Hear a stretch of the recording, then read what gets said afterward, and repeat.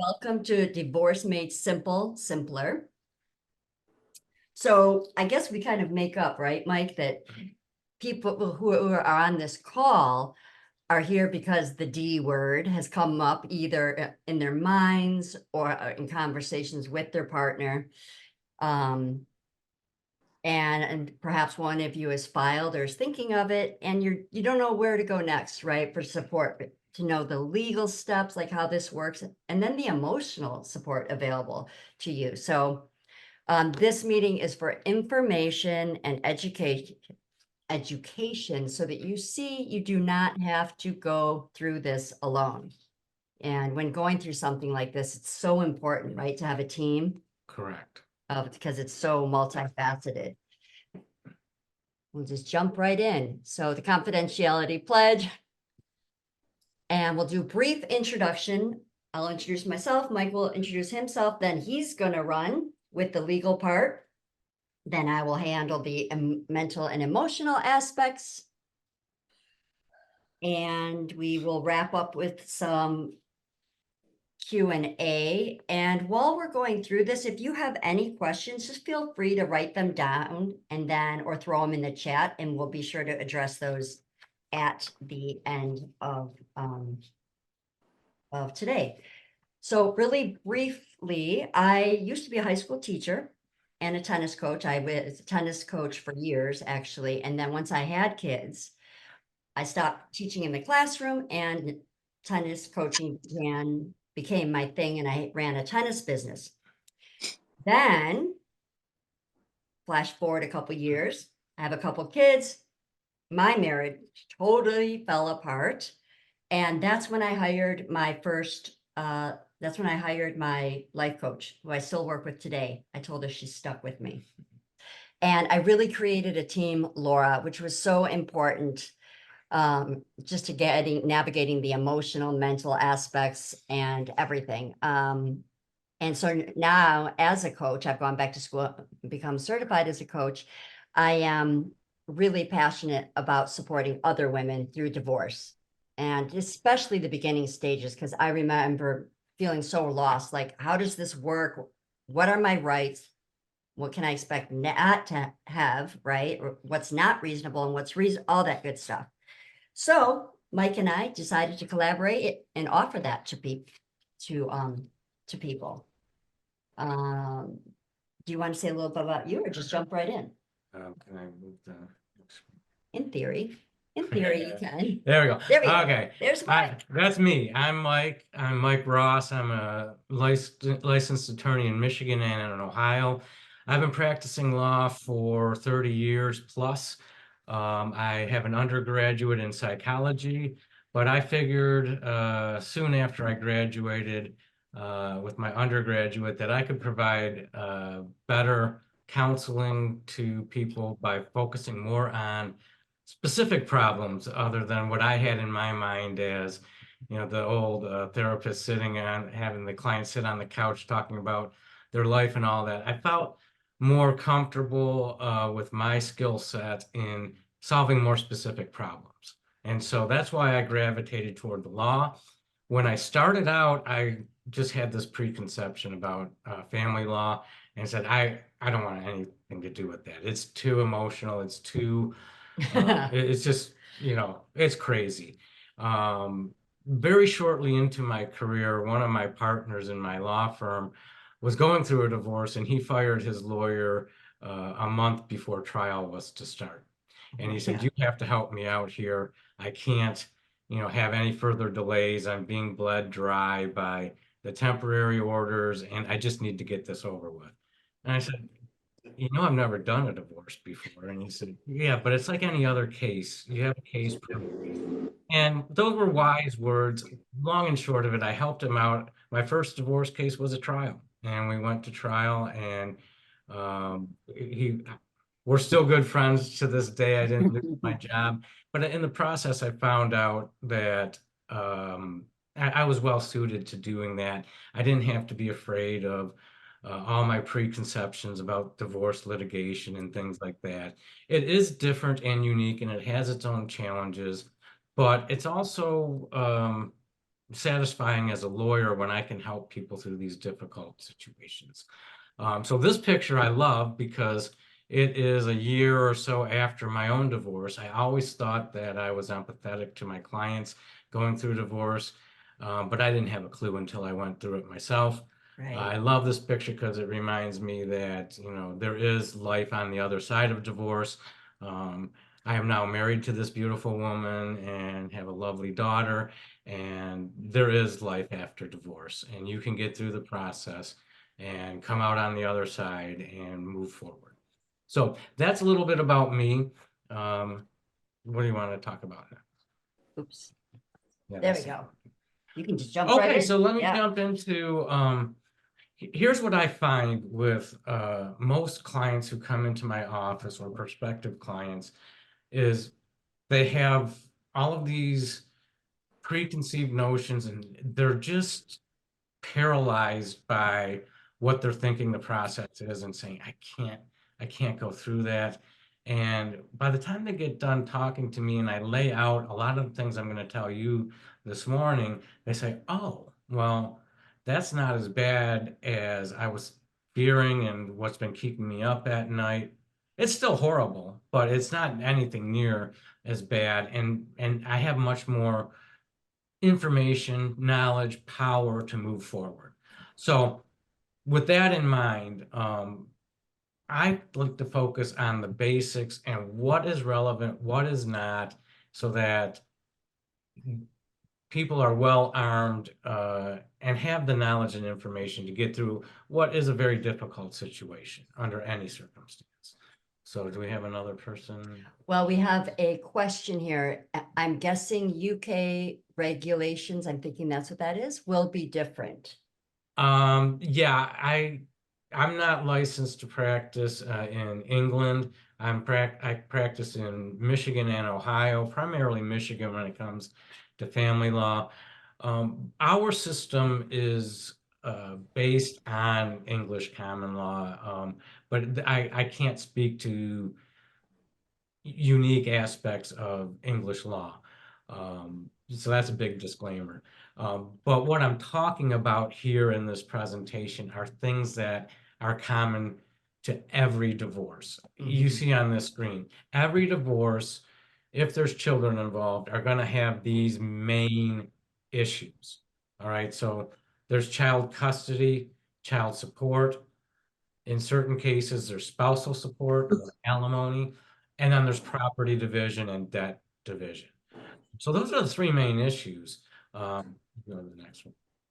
In any divorce, whether you're getting married, divorced in Pretty. Michigan or Timbuktu, I mean, those are going to be things that you have to resolve.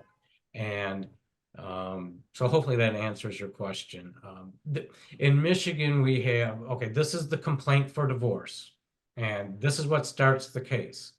You file this in court, and that's what it looks like, complaint for divorce. Hey, I've got a question. Can I interrupt? Yeah. Okay, so when you guys see this, and you can either reply by voice or in the chat, when you see this piece of paper, the complaint for divorce between Marge and Homer Simpson, what is going on in your minds and in your hearts? I'm curious when you look at this. And so, yeah, most of my clients who come in and I see Oh, wait, you this, got a chat thing. okay, Hold on. horror. Horror, Yeah, right? Oh my goodness. Okay, I'm writing that down. Horror. yes. And that's a very common emotion. Most of people that come into my office for initial consultation, uh, that they're thinking this. They're like, oh my goodness, uh, Johnny Depp, Amber Heard, scandal, all of my dirty laundry, all of my family's personal and private information is going to be out there in public. It's going to be nasty back and forth and all of it. That is the big fear that most people have. And I'm here to tell you that that is probably not you. You're probably not a Hollywood movie star with paparazzi following them, caring about all this stuff. What happens in a divorce is you file the complaint for divorce, and you'll see on that complaint a couple, it's very basic. It has, you have to establish the court's jurisdiction. The first couple paragraphs are, you have to live in that jurisdiction for a set amount of time in order for the court to even entertain your divorce. You have to say whether a female party is pregnant or not, because you have to make sure you're accounting for all minors that are children of the marriage. And then you have the date of the marriage, and you have very basic information. And the magic words are, there's been a breakdown in the marital relationship to the extent that the objects of matrimony have been destroyed, and there remains no reasonable likelihood of reconciliation. That's the statutory language, and that's all you're allowed to put in your complaint. Did you have that memorized? Yeah, You've got that memorized. I've seen it before. Yeah, I've seen it a couple times before. Rattle that off. But the important, that's the language that you're allowed to put in the complaint. You're not allowed by court rule to put why you want a divorce, or whose fault it is for getting the divorce, or any scandalous Johnny Depp, Amber Heard type allegations in there.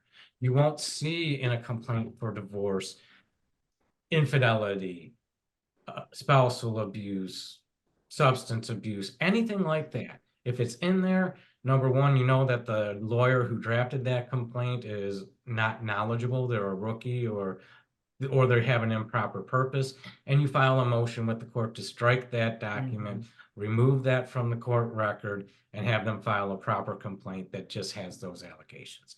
And then you're going to put in the complaint, there's issues of child support, child custody, if appropriate, spousal support, and asset division and debt division.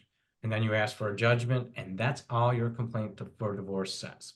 That starts the process, and it gets you into the court, and then you're going to go through the process, which I'll describe. It's not a very complicated process or procedure, but that's it in a nutshell. So Mike, I've got a question. So say I file for divorce.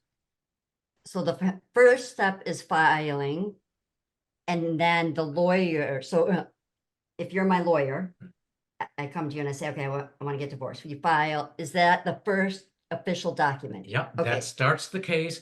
The court will issue a summons, and then you serve that on the other spouse, and that gets the whole process started. Okay. So I just went over that. That's the magic word. That's what's allowed in the complaint, and it shouldn't contain anything embarrassing or anything even interesting to anybody other than the people getting divorced. So then that starts the process. The procedure is pretty simple. You're going to serve the complaint. If there's minors involved, you're going to have the friend of the court be involved. There may be an early intervention conference with the court and the friend of the court to set scheduling, determine what matters are at issue and disputed and which ones aren't. You're going to have a period of time to conduct discovery, which is informal, outside the court fact finding, where you can issue written questions to the other spouse that have to be answered under oath. You can obtain records. You have subpoena power. You can get bank records, financial information, and you can take depositions if it's appropriate, which is out of court testimony, where you have a court reporter taking down everything everybody says, and it's under oath, and you get to ask the other side whatever you want. And then you'll have mediation if you can't resolve all the issues. Whatever is left that is not resolved is a trial in front of the judge, not a jury. You don't get any juries involved anywhere in a divorce case. And then you'll get a final judgment at the end of the day. That's the procedure in a nutshell. It's not complicated. You're going to have mandatory waiting periods that are imposed by statute. So if there's no minors involved, so if the kids are all over 18 and graduated from high school, or if there's no children of the marriage at all, then you're going to have a mandatory period of only 60 days. I'm sorry, 30 days. If there are children involved, it's 6 months, 180 days. That gives you a cooling off period. What it really does is it gives you a period of time where you can negotiate with the other side, and hopefully get it all resolved, or at least narrow down the issues before the judge is even going to care about the case. All right, so you can waive those periods, and we do it commonly where the parties have been separated for a while. They're already living apart and they agree on everything, and you don't need the whole 180 days.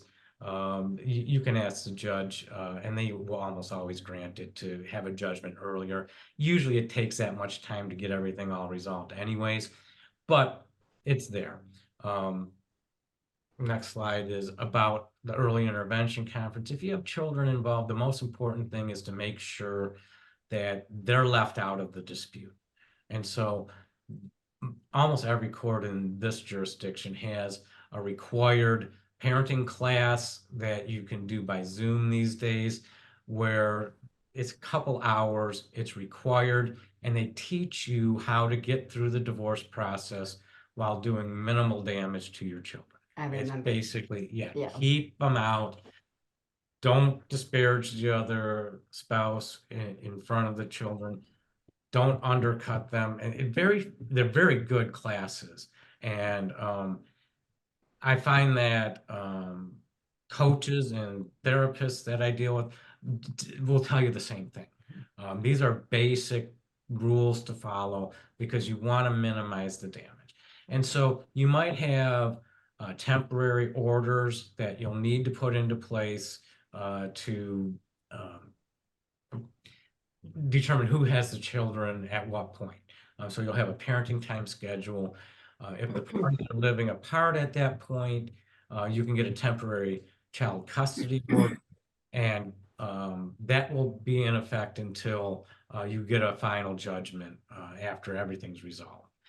So those are things that you might run into, and probably will, at a very early stage as soon as you file and serve the complaint. Discovery, these are just basic things that we can do. I'm not going to spend that much time on that, but it's based on the concept of full disclosure of everything. So it's usually done simply with a basic set of written questions saying, list all accounts, list all sources of income, list all debts, list everything. And that has to be responded to under oath.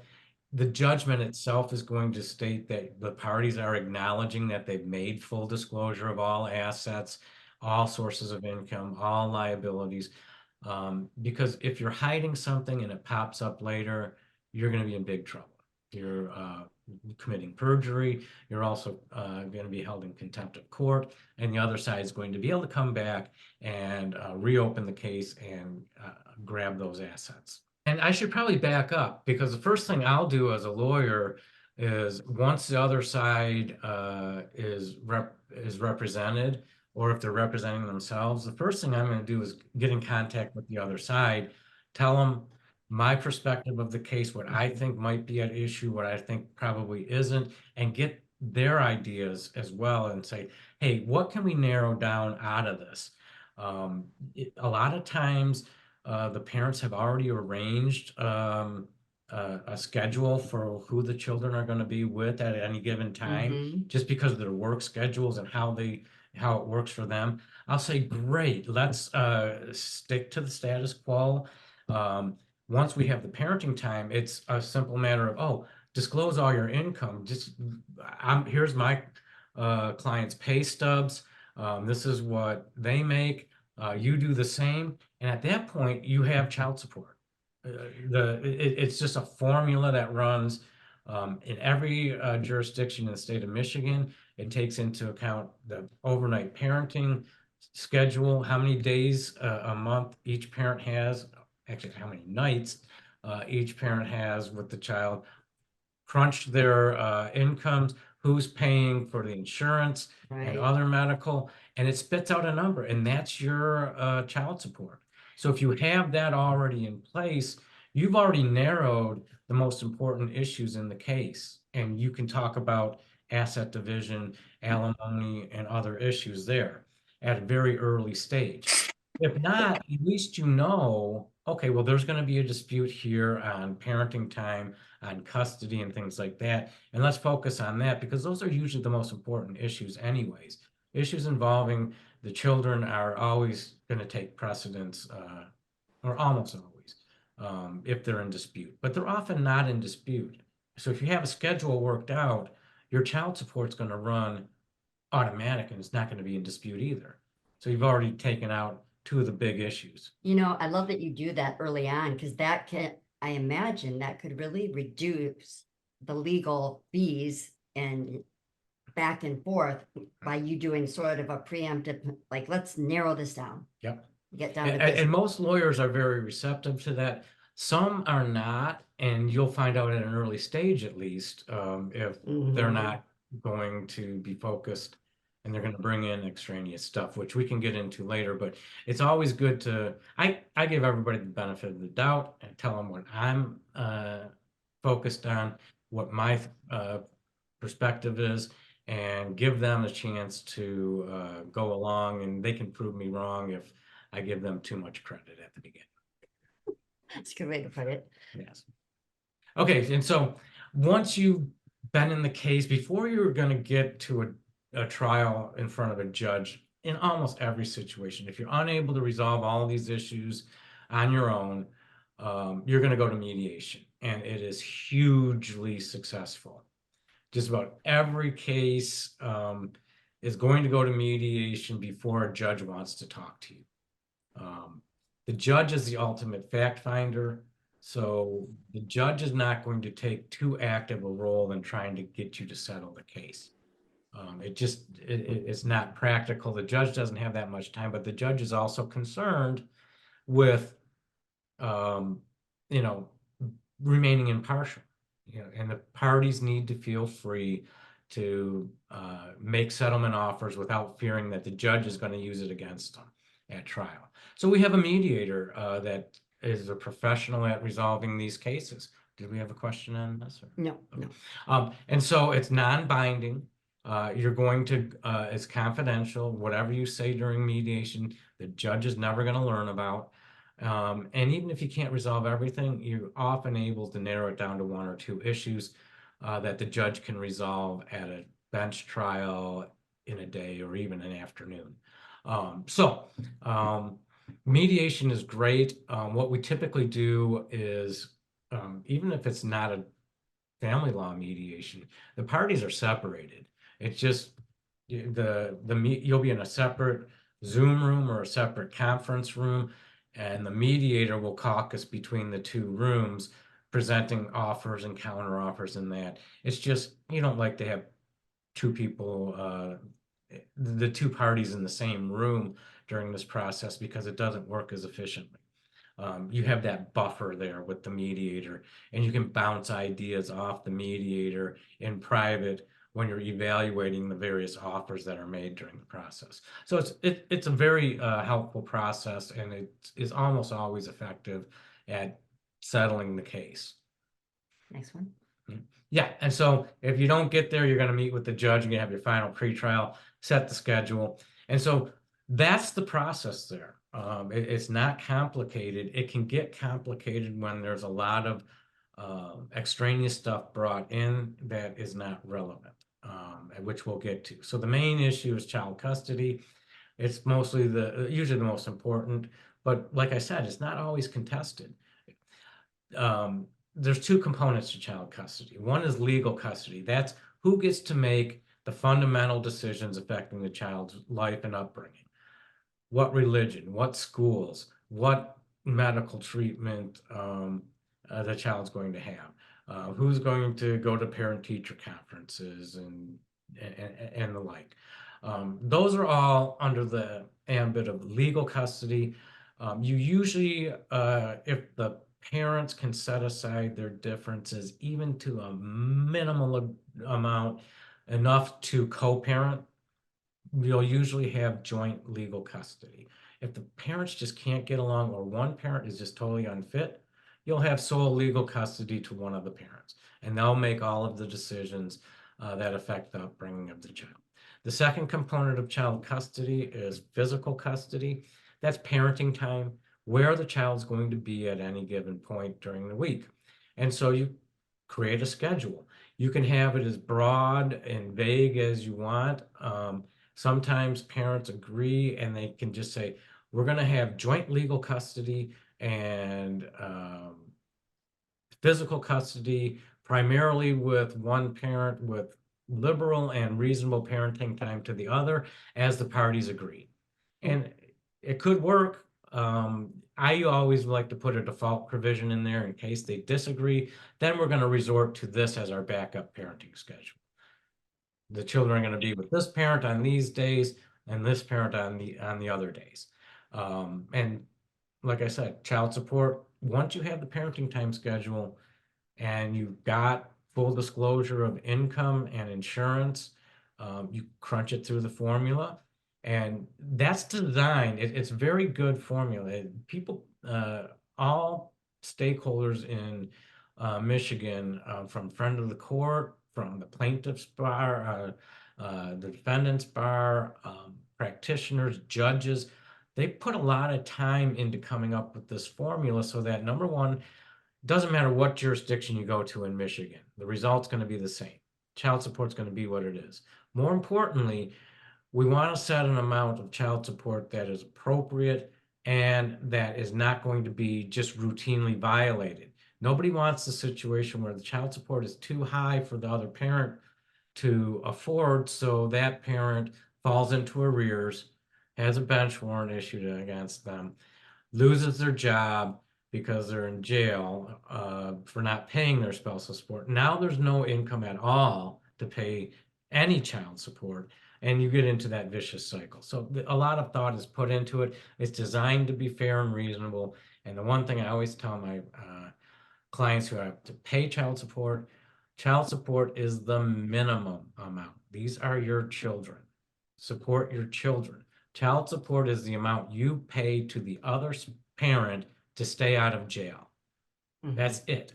So that payment for child support goes directly to the other parent, and they can spend that as they choose. And you're still free to pay whatever you want to benefit your children, and you don't have to pay it directly to the other spouse. Okay. Yeah, there's taxes. Child support is tax-free because it's not income. Spousal support, it does have tax consequences. That is income. And unlike child support, spousal support is not mandatory. There's no formula for spousal support. It's based on the duration of the marriage. It's basically equitable factors. You know, Is that right? That's 1 year? this is just what lawyers and mediators will use kind of as a rough thing. Yeah. 1 year of support for every 7 years of marriage. But that's more commonly we'll use an unofficial formula that takes into account education level, income, length of marriage. Also will factor in directly the child support payments being made. And come up with a recommendation, both in terms of how strong a case it is for spousal support, if spousal support's appropriate, a range of years for how long it will last, and what the amount would be per month. And that's a formula that is commonly used by mediators and practitioners, and it's a starting point. It gives you something objective to say, okay, this is what we can talk about. But really, the classic example is the stay-at-home parent, watching the children, caring, maintaining the home while the other parent is out earning a degree, making money, and advancing their career. So it's designed to kind of level that off and provide temporary support so the other spouse, the other parent can get back into the workforce, get some additional education, and catch up. So that's where it is. Spousal support's always modifiable. So in a divorce, sometimes when you're talking about spousal support, if you get instead of getting a judgment for spousal support, which is always modifiable, if you negotiate an amount, you can include language in there to say any additional spousal support is non-modifiable and forever barred. There's a great benefit to that if you're the spouse that's being requested to provide spousal support to the other, because you can get a clean break with that forever barred language. Right. You don't have to worry about, oh, is the other spouse going to lose their job? Are they going to get hit by a bus? Are they Right. going to get ill or have substance abuse issues where they're going to have to come back and say, oh, I need more money? You can say, this is the spousal support we have agreed to. It's non-modifiable and it's forever barred. You can't come back for any more. So that's that, no matter what So that, happens. and there's great value to that because you want to try to get a clean break on as many things as you possibly can. Right, totally. Yeah. So you can get on with your life and you don't have to worry about the other. Property division is kind of basic. We're not like you hear in Hollywood and all of that. We're not a community property state where it's 50%. We're an equitable division state, but that applies only to marital assets. So the biggest disputes here tend to come around, what's a marital asset and what isn't. Basically, anything you acquired before the marriage is non-marital and you get to keep. There's an exception for inheritance. If you inherit money during the marriage and you keep it separate and you don't spend it on marital things, just keep it and don't touch it, that's not marital property. You get to keep all of that. And retirement assets are a big one. The marital home is a big one. We had a question, I think, on retirement assets. Yeah, let me read the question first. So the question is the spouse entitled to half of the 401k, pension, HSA, and Roth IRA if these programs are in the name of the spouse? And then how are they divested to the spouse wanting the divorce? And can they be kept in the investments and divested to the spouse at the time of retirement? The answer to most of those is yes. So first off, retirement assets, any asset that is acquired during the marriage is marital property subject to equitable division. It doesn't matter whose name is on any account. Okay. So if you have a brokerage account, if your name's on the home and the other spouse's isn't, it doesn't matter for divorce purposes. Okay. If it's acquired during the marriage, it's a marital asset subject to equitable division. Okay. And so retirement assets will be included in the marital estate. Doesn't matter whether it's an IRA, Roth, or other IRA, a 401k, a pension. What you might back out of it is if you bring in, say, you're bringing in before the marriage, your IRA had $100,000 in it. That $100,000 is not a marital asset, right, but all the income earned on that $100,000 during the marriage is a marital asset. So what you'll do is you'll come up with a quadro or an edro. That's just qualified domestic relations order. That's what you use to divide the retirement assets. And you'll typically take 50% of the 401k, the marital portion of it, to each spouse. There's great rules that help both spouses when you're dealing with retirement assets. You can keep those assets in the current one. What they'll do is the plan administrator who's administering the 401k, after the judgment, they'll get a quadro. That's a separate order that says this is how you're splitting that 401k account. It's going to be half to spouse one, half to spouse two, and they're going to be separate accounts. You can leave those in that. You can also move those to another qualified plan without any penalties or anything like that, as long as you just move it directly from one qualified plan to another. mm-hmm. You can also, in a divorce, take money out of the 401k without paying an early payment penalty. Okay, so even if you're not old enough to make withdrawals from that, in a divorce, you can without paying the early withdrawal penalty. Mm.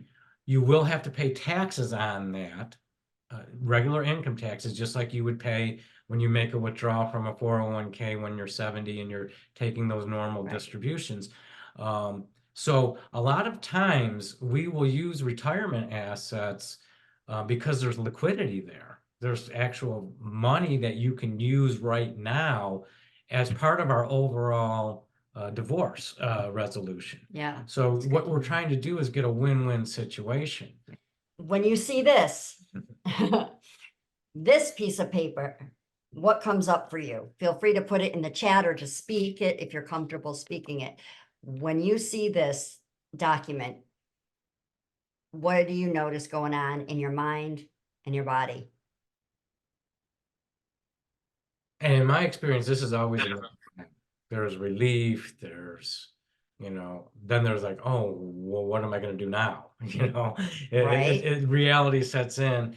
And I find that a lot of my clients, most of them actually, it takes a few months to settle into the new reality after Sure. divorce. And usually when they do come back to me and I run into them, they say, yeah, everything's going really well, but it was an adjustment, especially for the first couple months um, when everything's finalized. Even when they've been separated, Totally. it's still an adjustment. This is maybe a little bit irreverent, but I call this like the divorce Bible. Because your JOD, judgment of divorce, it has everything that you've agreed on in this document. It's official, it's right there. So if you have to refer to like, wait, who has the kids this year for Christmas or for Hanukkah or for whatever, right? Like you go to this document and there it is. There's the room, the playbook for the new situation. Yeah. And yeah, so like you said, contrast that with the complaint for divorce, which is just bare bones. Your divorce judgment is going to have all of these topics addressed and whatever else is out there, because you want to make sure you're as specific as you can. Yeah. When people come to me after a judgment's been entered because there's some dispute, the first thing I say is, what does your judgment say? That's the first thing the judge is going to say, and probably going to be the last thing the judge is going to say, is what does your judgment say? Either you complied with it or you didn't. Yes, that simple. And if you didn't, or if it's not in there, well, do you have a good change of circumstance to justify modifying your judgment going forward? So that's what it usually will come down to. And so here, the potential you noticed here, through all of that, I didn't mention the word fault once. We're a no fault state. Fault usually comes into play where you have basically you're litigating the marriage instead of the divorce. All right. So you have everybody's got plenty of reasons of why they want to end a marriage. In Michigan, we're a no fault state, which means if one party wants to get divorced, you're getting divorced. It doesn't matter if there's fault or anything else like that. You don't have to give a reason, in other words. If one party wants to, it takes two to get married, one to get divorced. If one wants out, you're getting divorced. So then it becomes, what are we going to do with child custody, child support, spousal support, and asset division? Those are what's relevant. So what about fault? Fault will come into play. The big fault, the three horsemen, I say, is infidelity, domestic abuse, and substance abuse. There could be other, but those are the big three. And so that's the number one fear. Going back to Johnny Depp and Amber Heard, everybody's worried about their dirty laundry being aired for good reason. I mean, it's not pleasant to go through. And when clients come to me, we talk about it, we get it all out on the table, and a lot of times it's not going to be relevant. Yeah. So when fault is relevant, if it's relevant to fitness as a parent and child custody and parenting time are issues, fault's going to be relevant. As we discussed earlier, that's often not relevant. If you're agreeing on parenting time and custody, go back to the other slide. Who cares if there's infidelity? If you've already got a parenting schedule and a custody arrangement, who cares about infidelity? It might come in on asset division. Say one spouse is blowing marital funds. on an affair. Well, if that happens, you raise it. And if my client is the one engaging in the affair, I say, well, what money did you spend? We have full disclosure. And you say, I'm putting that money back in the marital estate. Case closed. We don't have to talk about that anymore. If they keep talking about it, it's like you say, it's irrelevant. Why do you keep going down this road? We're not doing anything with it. And you only get so far. It cuts it off by focusing on where it's relevant, where it's not. And so the other thing about fault is, gambling, substance abuse, and things like that. If the money's gone, the money's gone. It's kind of for better or for worse. Right. You're not going to get very far if asset division is the only issue and you're arguing fault in that context where it's not relevant to any child custody issues. That money's gone and can't be put back except if you can prove they're spending it on infidelity. If the money's gone, you're kind of going to be out of luck. And again, you say, what are you going to do? Why you keep raising this when there's nothing we can do about it? So that's how, as a lawyer, I deal with it. It's necessary to get the clients divorced and to do it without creating a Johnny Depp, Amber Heard, runaway, uncontrolled, Totally. just smearing the other for no reason and just driving up attorney fees and costs and aggravating the hell out of everybody. It's not a productive use of time, energy, and money. So I try to keep focused on, let's talk about it, attorney-client, figure out if it's relevant and how best to use it and move forward. And so these are the pitfalls where you get an ugly, costly, terrible, soul-destroying divorce. Gut-wrenching, Yeah. right, totally. And that we all want to avoid that. Yeah. So you can let your emotions rule. You can just use the divorce process as a proxy for your marital squabbles, or you can have the opposite. You can just say, I don't want to deal with it. I'm going to avoid. Hide. Or you can just say, I got to get through with this. Give the other guy whatever he wants. Just end this. And there's all kinds of regrets there. Yeah. Or you can hire a lawyer that just wants to generate attorney fees and amp up dispute instead of tamp it down and focus on getting you divorced. So those are common pitfalls that I see. I'm sure you see a lot of these, and when you counsel and coach people going through divorce, are there any? What's your big your 3 horsemen that you see? Well, okay, so I'm glad you asked that at this point because this is where your mental fitness comes into play and can really affect the trajectory of the divorce, how nasty it is, the length of it, the amount of money you spend in legal fees. So like the delay and avoid. So for people, the very nature of divorce heightens people's nervous systems. Like, what did one of the participants said, horror, when she saw, right? Like, okay, that's your fight or flight system. And so then what happens is naturally we have our protective psychological measures. And so you may want to avoid. So like you have an avoider saboteur is what we call them in the mental fitness world. That's not helpful because you got to face it. And actually the avoiding generates more anxiety. Then you have the caving in. That's kind of like the people pleaser, like whatever's easiest. Let's just make this go away. Well, the issue with that is, like you said, resentments later. Oh yeah. And regret. And like, oh my gosh, so that's not helpful either. Letting the emotions rule, like just going absolutely crazy, nasty, that just makes it worse for everybody. And then what's the other one?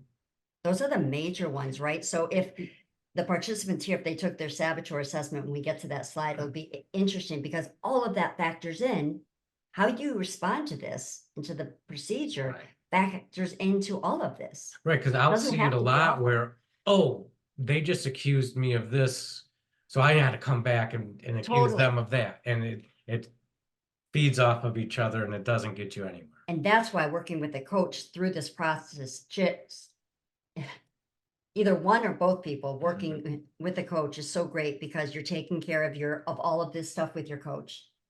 And having a mental fitness practice means you are empowering yourself to take care of yourself through all this. So, yeah. All right.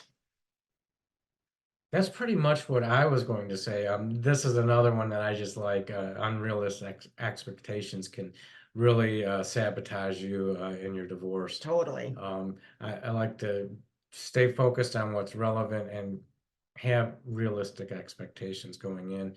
We can usually figure out most of the issues in an initial consultation with the client, going over things and say, this is what you'll typically see in this type of a case. Okay, I didn't note it, even though we went over this before, I just made this connection. So this example in this slide is like what I tell people. Like when you're going through the process and emotionally, it's like throwing gasoline all over yourself, dousing yourself in gasoline, setting yourself on fire, Yeah. and expecting the other person to be, suffocating and whatever. Like you hurt yourself more Yeah. than the other person. So it doesn't make sense. Let's take care of these emotions and get you, in a more Yeah, it's positive big, it's space. very real, and the financial costs as well. The keep in mind here is you can have, by court rule, the other side pay all or part of your attorney fees if it's based on financial need and you're not unrealistic or unreasonably protracting litigation. It levels the playing field. It's that simple. Yeah. And it's designed specifically as if you have a stay-at-home spouse and the other has all the assets in their name or income and accounts, you level the playing Level field it by out. getting the other side to pay. I like that. Yeah. All right. Right. All right. So now it's my turn. Okay. So as I already introduced myself, I specialize in supporting women through the divorce process. I call myself a healthy divorce advocate, and meaning I'm an advocate for a healthy divorce. I'm not an advocate for divorce, right? I'm not advocating for that. But when the marriage is done, it's done, right? And when it's time. So when it's time, it's time. And so my coaching creates a healthy way to go through this whole process with minimal impact on all parties involved. So I create a program, Zen and the Art of Divorce. Like it. Right? To have really ease and flow while you're going through it. And actually then people can use this divorce as their launch pad into their next growth edge. Word. And notice for yourself what comes up as far as your thoughts about it, your emotions, the body response. Some people note like a quickening of the heart. They get like a sick feeling in their tummy. Oh, that's interesting. Look at a participant did that. Is that it? Like, yeah, no, is that what that is? That's funny. All right. So, which brings us to, what are your fears? And so some common fears are, will I be okay on my own? How will I get through the loneliness? What will happen to my friends and our friends? Like, who gets the friends, right? How will I co-parent in a respectful, collaborative, and assertive way? How do I do life now as a single woman? Especially for people who have been married for 20 plus years. I mean, it's a big deal. Like, It is. yeah. How do I deal with the anger and the resentment I feel? Like, yeah. How do I show up for my kids when I'm feeling all that anger and pain and sadness? So these are some common fears. And feel free, participants, to chime in and add yours. And then there's some common myths. Like, oh man, I'm getting divorced. I must be damaged goods. What's the matter with me? Right? Well, or I've failed.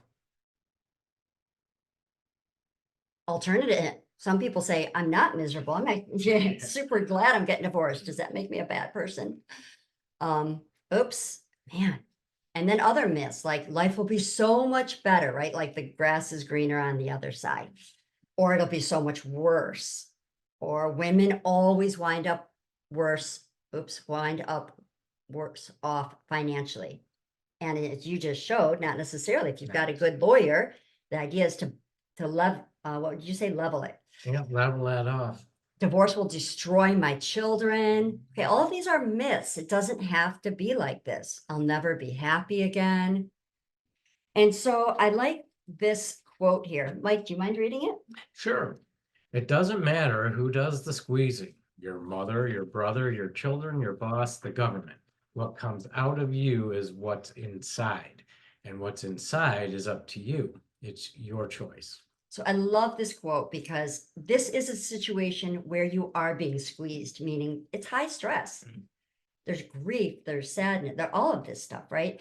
And so that's why it's so important to attend to your mental and emotional well-being so that what does come out of you isn't acidic like that lemon juice, right? It's not, or it's not too sweet where you're like, whatever, it's all fine, right? That scenario that you brought up.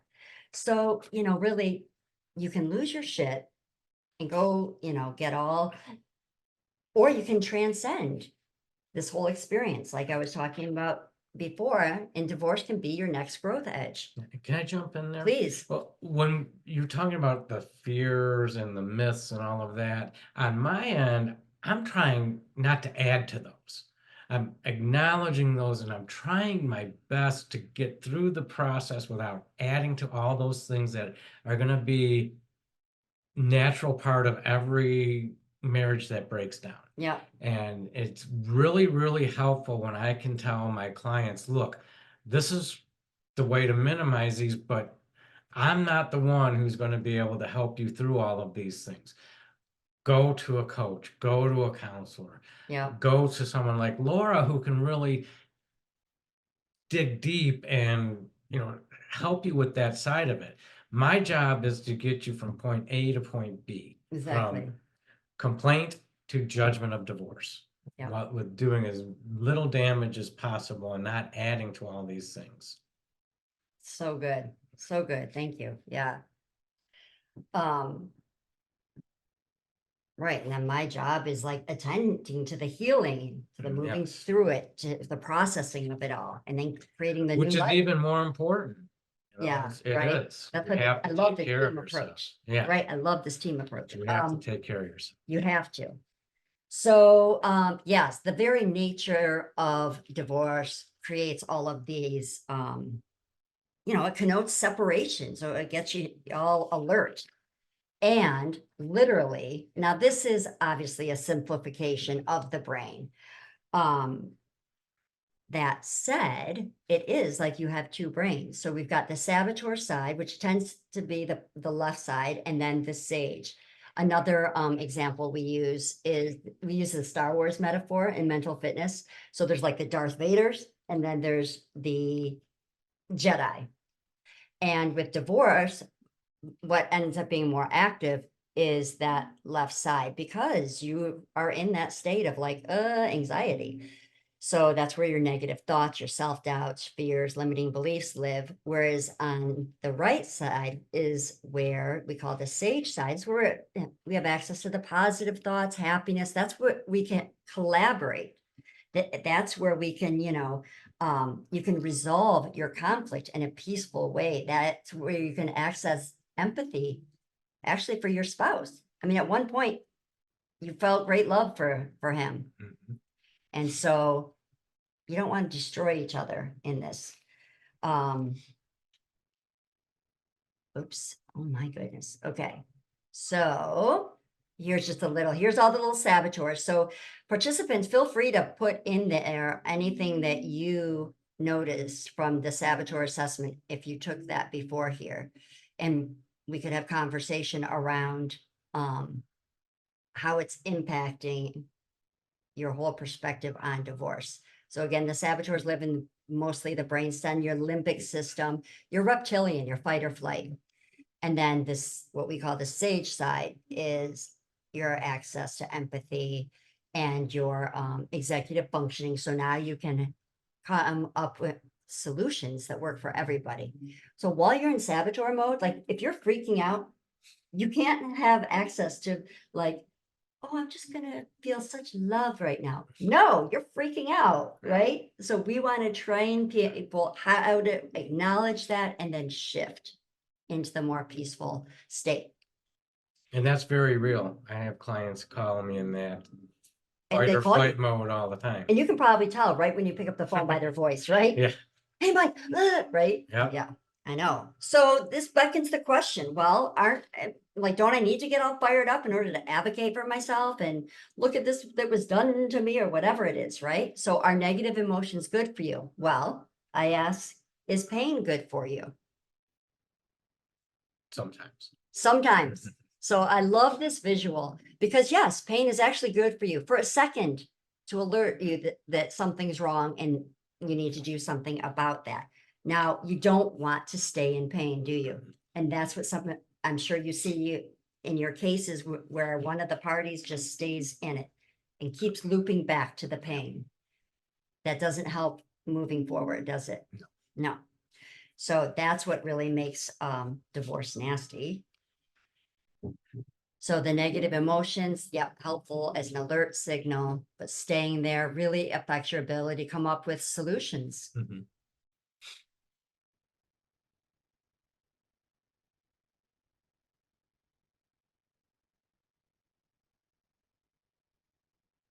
So feel free, and I'll say this now, but at the end as well, to book a call with me, a saboteur discovery. We'll discover which saboteurs are messing with you and then what to do about it. And actually during that call too, I'll give you some good tools that you can start using right away to calm that nervous system. All right, so, did I just do that slide? Yeah, I already gave that situation about the gasoline. I wanted to talk about that, right? Yep. All right, so we want to grow these qualities, which will really help in the divorce process so that you can go from feeling like that picture to, right? Like what's possible here? That's the goal. That's the That's how goal. you want your client doing after the judgment is entered by the judge at the end of the day. Exactly. It is a mixed bag because It is. when you're leaving after you get the judgment entered, it's like, oh, do you say congratulations or my condolences? I know. And it's both, really. It is both. I'm so glad you spoke to that because it's not an either or. Right. It's, and people, lawyers need to be sensitive about that. Coaches need to be sensitive, therapists, everyone, that they both can coexist. You can feel relieved and also really sad. It's important to acknowledge that.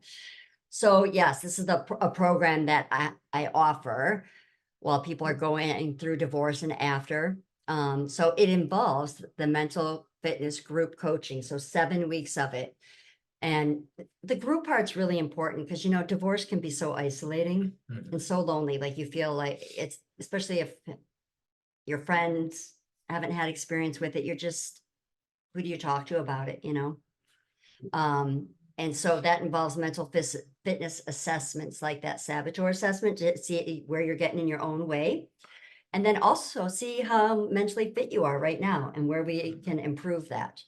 It also includes, the weekly group coaching sessions, community support, and it comes with a mental fitness app, which Mike and I have done that. We did it before this, didn't we? We did a mental fitness exercise just to get present for today.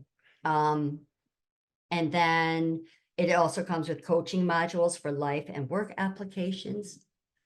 I'm doing 10 one-on-one sessions with the clients, and then it includes coaching check-ins. So I've included the code here because you can take a picture of this and then book a spot on my calendar, and we can go over we can do a free saboteur discovery. So that's the first step to see what you think about that. So what's next is that book a call with me. Why not? Yeah, nothing to lose. There's no obligation, right? And then I included this slide emphasizing the fact that you do not have to do this alone. There is support out there for you. There are coaches, therapists, attorneys, and then Mike and I belong to this referral group. And it's, Yeah. you've been in it longer than I, Yeah, but I it's a great mentioned group. stuff with the retirement assets and how to best use that. So financial planners are helpful there. If you have to move out of the home, there's, you know, realtors, you have to sell the home or you need a mortgage to refinance the home. All of these things come up, and it's nice to have people that I trust in my network, that I know if I refer someone over there that they'll be treated well, and they'll be get the best deal possible and the best advice possible for all of these and other services that you might need going through the process. Oh, I see chat. I wasn't noticing that. Oh, no, no problem with the red line. It's adding a little pizzazz. Oh, okay. Yeah, I don't know how that happened either, but so Mike, do you want to read out? All right. It's This question? possible to request more from a Roth IRA instead of years of a spousal support. Spouse is stay-at-home parent of now adult children, and the Roth IRA extra supplement above half there won't be taxed as income for the low income spouse. Yeah, there's a lot packaged in that question, but yes, you can use Roth IRAs and other qualified retirement plans, not just to buy a spouse out of equity, but also to buy out of spousal support. There are tax consequences. They're different with a Roth IRA because you've funded the Roth IRA with after-tax dollars, but there's still, you're saving on investment gains and things like that. So I'm not really, the big picture is, yes, you can divide up Roth IRAs and 401ks and other retirement benefits to meet your needs there. And like I said, once you have them divided up in what's called a qualified domestic relations order, a quadro, Quadrant. you can do whatever you want with that money. You can withdraw all or part of it, not tax-free, but without the early withdrawal penalty, and pay taxes on it at that time. You can move it all into another qualified plan. And sometimes we use those in lieu of spousal support to make sure that they're on equal footing. And it works especially well if both spouses are nearing retirement age anyways, because if you've been married more than 10 years, you can base your Social Security off the other spouse's income as well for those years during the marriage. And so you can kind of even out that retirement situation. And another question we have, is it possible to stay on spouse's healthcare plan until low income earning spouse gets a job that includes healthcare with extended disability coverage? Great question. Yeah. So once you're divorced and you have the judgment entered, you're no longer eligible to be on the other spouse's health insurance plan. You'll have ERISA rights, COBRA, like you would if you were changing jobs. So you would have the right to remain for a short-term period on the other spouse's health insurance, but you would be required to pay the premium on that. And that's why I have health insurance professionals in my network that can evaluate whether that's a good deal to elect COBRA. We also will oftentimes structure the consent judgment and settlement agreement so that there's enough money to that spouse who is going to have to cover their own health insurance premiums going forward. So I think that answers your question.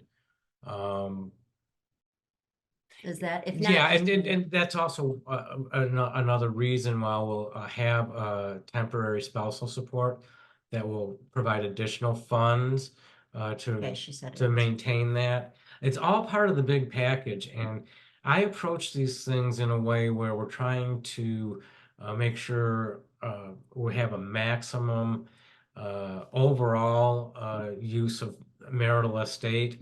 We grow the pie where we can, but we make sure that all of these needs are addressed so that you can go forward, financially and emotionally. Okay. I forgot to put Dave up here, the name. Yeah, he's I up gotta there. add him. And these things arise. It's a very pragmatic. It's dollars and cents, nuts and bolts.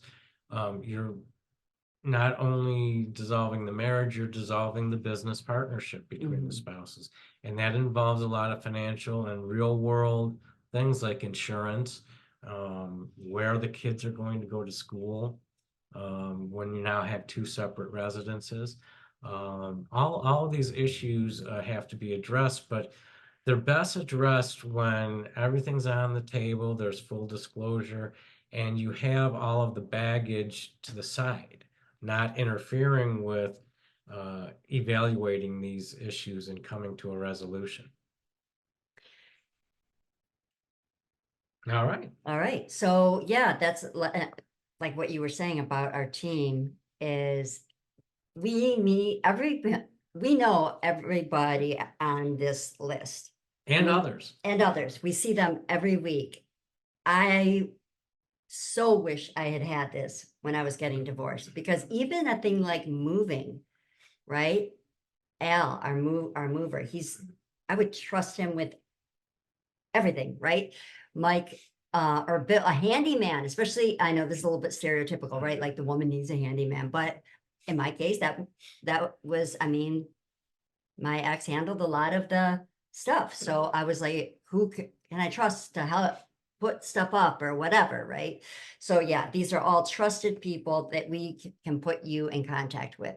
So next is, you've got Mike's information. If you want to reach out to him, you've got my information. Schedule that free call, no obligation. And we wish you well. And I think the best thing, like that you said earlier, is take care of yourself. Yep. In this. And hopefully you're armed with some facts and reality, and hopefully you're like a lot of my clients who come in after the first consultation and say, well, it's pretty scary, but not half as scary as I was imagining. At least I've got some solid facts and some information to evaluate. Perfect. So I'm gonna stop the share here, and then actually I'll stop the recording, and if people want to come on and say Sure. hi, they can. Let me do stop share, and then I'm gonna stop the recording.